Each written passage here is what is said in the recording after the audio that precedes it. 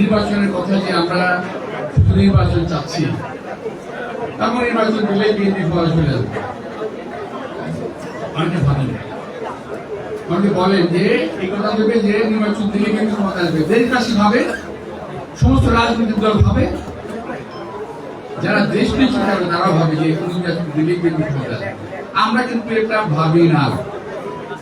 আমরা চাই, আমরা ভাবি নির্বাচন দেশের মানুষের অধিকার।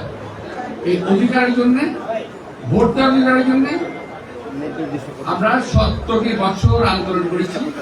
নিজের জীবনের অর্ধেক সময় অন্তত আমার এবং আমার মতো যারা আছে তারা জেলখানায় অথবা পলাতক জীবন কাটিয়েছে।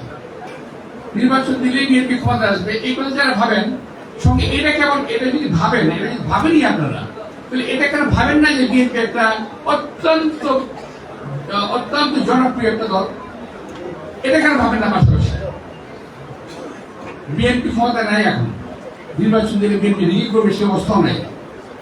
সুতরাং নির্বাচন দিলেই যদি বিএনপি ক্ষমতা আসে, তাহলে আপনাকে ধরেই নিতে হবে যে বিএনপি নির্বাচনে যাওয়ার মতো মানে জনপ্রিয়তা আছে।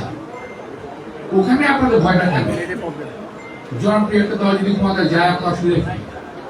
কিংবা আমরা তো বলছি না যে বিএনপি ক্ষমতায় যাবে, যারা ভাবে তাদের উদ্দেশ্যে বলছি। বিএনপি কখনো ক্ষমতায় যাওয়ার কথা বলে নাই, আগে বলে না, আমি বলছি। বিএনপি শুধু নির্বাচন চায়, ভোটের অধিকার চায়, কত বড় অধিকার চায়। আমরা আদায় করেছি কত বড় অধিকার। সংবিধান একটি রাগ খাতা নয়, ছুঁড়ে ফেলে দিলাম। তা আমি বলবো আজকে যাদের যদি কেউ আর ভুল হতে পারে, তার প্রথমেই আমাদের সন্তানদের কাছে, অর্থাৎ যারা এই ঘোষণা দিয়েছেন, বৈষম্য ছাত্র আমাদের ভাইদের কাছে, সন্তানদের কাছে অনুরোধ জানাবো, কথাগুলো বোঝার চেষ্টা করবেন, ভুল বুঝবেন না। সেটা হলো এই ধরনের কথা কিন্তু ফ্যাসিবাদের মুখ থেকে আসে। কবর দিয়ে দেবো, মেরে ফেলবো, কেটে ফেলবো, এসব কথা তো ভালো কথা নয়। জাতিকে আজকে জাতি তাকিয়ে আছে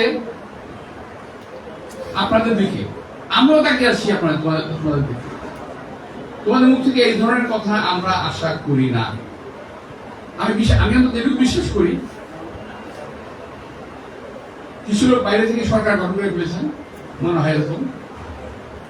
তারা আবার বলেনও যে আমাদের সঙ্গে এদেশে কথাবার্তা হয়, এবং তাদের কথাবার্তা যে ধাঁচ, আজকে আমাদের ছাত্রবাদের কথাবার্তা যে ধাঁচ একই রকম। আমরা কি তাহলে 71 সালে কি করলাম? আমার প্রশ্ন যে 71 সালে জাতি কি করলো?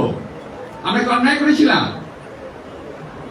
আমি জানি একটা পক্ষ বলবে যে হ্যাঁ, ওই দিন পাকিস্তান থেকে বাংলাদেশ স্বাধীন করে আপনার অন্যায় করেছে, বলতে পারেন, স্বাধীনতা আছে। কিন্তু আমরা কি অন্যায় করেছিলাম যুদ্ধ করে, এই দেশকে স্বাধীন করে? বাকশাল কায়েম করলো আওয়ামী লীগ, হাসিনা দেশটাকে 15 বছরে শেষ করে দিল। আমি কালকে বলেছি, প্রায় ভারতের অঙ্গরাজ্যে পরিণত করেছিল। এখান থেকে উদ্ধার করার জন্য তো আমরা 17 বছর আন্দোলন করছি। আমাদের আন্দোলনের, আমাদের কথা কোনো মূল্য নাই। এককভাবে কোন মতামত না নিয়ে, সিনিয়রদের সঙ্গে কথা না বলে এই কথা বলে যাবে, ঠিক হলো? আমি 72-এর সংবিধানের সমর্থক নই, আমি 71-এর মুক্তিযুদ্ধের রক্তের সমর্থক। আমি একটু মাথায় রাখতে হবে যে আমাদের দেশের পাশে যারা আছে তারা কখনো বাংলাদেশকে স্থির থাকতে দিতে চায় না। আমরা মনে রাখতে হবে যে আমরা ওদের সুযোগ দিতে চাই না, কিন্তু দেব না। আজকে বাংলাদেশ নিয়ে কত কথা বলতেছে, কেউ কেউ তো চট্টগ্রাম নিয়ে যায়, কেউ লালমনিরহাট নিয়ে যায়, কেউ দিনাজপুর নিয়ে যায়। বাবা, হরিণের মার বাংলাদেশ না, সম্ভব না। যিনি আজকে বক্তব্য দিয়েছেন তাকে অনুরোধ জানাবো, আমাদের সন্তান টেলিভিশনের ক্যামেরায় দেখেন আপনি কি বলেছেন, এবং এই কথাটা কি ধর্মীয় ভাবে চলে কিনা। অহংকার আল্লাহ তাআলা পছন্দ করেন না। হাসিনা অহংকার করেছিল, পতন হয়ে গেছে। অহংকারী কথাবার্তা বলতো, পতন হয়ে গেছে। কিন্তু সুতরাং এমন কথা না বলাই ভালো যে কথাবার্তা আল্লাহ তাআলা পছন্দ করেন না, এমন কথা না বলাই ভালো যে কথা দেশের মানুষ পছন্দ করবে না। জাতির ভিতরে দয়া করে আপনার বিভক্তি আনবেন না। আমার এটাই হলো কথা। এত কষ্টের অর্জন, হাসিনার পতন, সেই কষ্টের অর্জনকে দয়া করে কয়েকজনকে ইশারায় কথা বলে এই বাকশীলতা করে জাতিকে বিভক্ত করবেন না, এটা আমার সর্বশেষ অনুরোধ। আবারও বলছি যে ওই সংবিধানটা লেখা হয়েছিল ৭১-এর ৩ লক্ষ শহীদের রক্তের বিনিময়ে লেখা সংবিধান। আমাদের গায়ে খুব লাগে। এই সংবিধানে গত